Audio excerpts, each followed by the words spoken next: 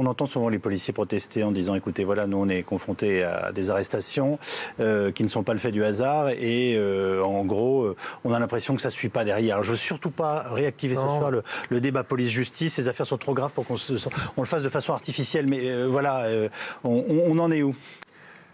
Je vais prendre deux exemples. Moi, je ne vais pas aller sur des sujets statistiques parce que le ressenti, c'est toujours subjectif. Moi, je vois mon début de carrière jusqu'à aujourd'hui, j'ai jamais sorti mon arme de service.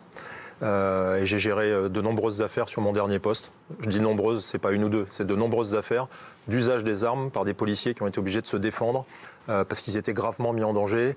La pire des affaires étant une affaire qui a été très médiatisée, qui est celle de Yann Seyour, que je vois régulièrement, qui avait pris 2 balles dans la tête. Je ne parle pas de mineurs, hein, je parle de la violence en général. Le deuxième exemple que je voulais dire, au début il y avait un fantasme de ma carrière, il y avait soi-disant des armes partout. J'ai jamais trouvé d'armes en perquisition, moi. J'ai été dans un service de stup pendant 6 ans, donc c'était il y a 20 ans, on ne trouvait pas une arme. Aujourd'hui c'est l'inverse, vous ne faites pas une perquisition sans trouver une arme.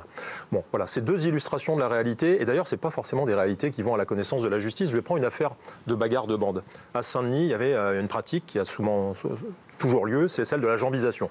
On passe, on va se venger sur la jambisation. C'est un truc qui vient d'Italie. On fout une balle dans les fesses d'un individu. D'abord, ça évite de le tuer, donc ça évite d'être poursuivi pour homicide. Enfin, en tout cas, c'est ce qu'ils pensent. Et puis, ça laisse une trace. Ça fait quelqu'un qui claudique. C'est une technique des mafias italiennes. Des jambisations, quand j'étais en Seine-Saint-Denis, j'en ai connu plusieurs. J'en ai jamais vu un déposer plainte pour dire qu'il avait pris une balle d'un voyou. C'est toujours une balle perdue. C'est toujours une victime qui passait par là et qui comprend pas pourquoi il a pris une balle dans les fesses. Je vous dis ça pour mettre un peu d'humour là-dedans, mais il n'y a aucun humour à avoir. En fait, il y a une forme de violence et surtout, il n'y a pas de plainte dans la violence. C'est-à-dire qu'on ne va pas forcément devant la police pour se plaindre. Ces règlements de compte-là, si on prend le nombre de blessés, le nombre d'auteurs dans une bagarre de bande, en nombre de faits, on a une augmentation statistique énorme. Si on prend ces 2 mêmes bandes qui ne vont pas devant les services de police, vous avez 0 fait. Donc en fait, attention aux statistiques et attention à la réponse pénale pour ne pas tomber dans ce débat justice-police. La réalité, c'est que les policiers ont l'impression qu'on fait partie avec les magistrats, avec les juges, d'une chaîne pénale qui n'arrive pas, il faut dire les choses clairement, c'est pas un reproche, on n'arrive pas à traiter le cœur, le noyau dur des délinquants sur une circonscription.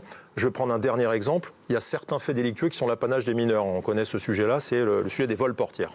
Quasiment 100% des auteurs de vols portières en Seine-Saint-Denis, qui est une poche de ce type de faits, notamment Saint-Denis-Aubervilliers, avec l'axe de l'A1, c'est l'apanage de mineurs. J'en ai connu certains qui avaient 40 faits, 30-40 faits au compteur. Ils savent qu'avant la majorité, ils ne vont pas aller en prison. Vous savez bien que je ne tiens pas comme discours le fait que la prison est la solution pour tout le monde, mais quand on les a sur la voie publique en permanence et qu'ils recommencent, le raisonnement du policier, c'est de dire mais je l'interpelle, mais en fait ça ne sert à rien, je l'ai toujours là. Et je pense qu'on a une forme d'échec sur le fait d'écarter, de casser les bandes, d'éloigner les gens et de les empêcher d'y revenir. On a un problème sur la contrainte et sur l'empêchement de revenir.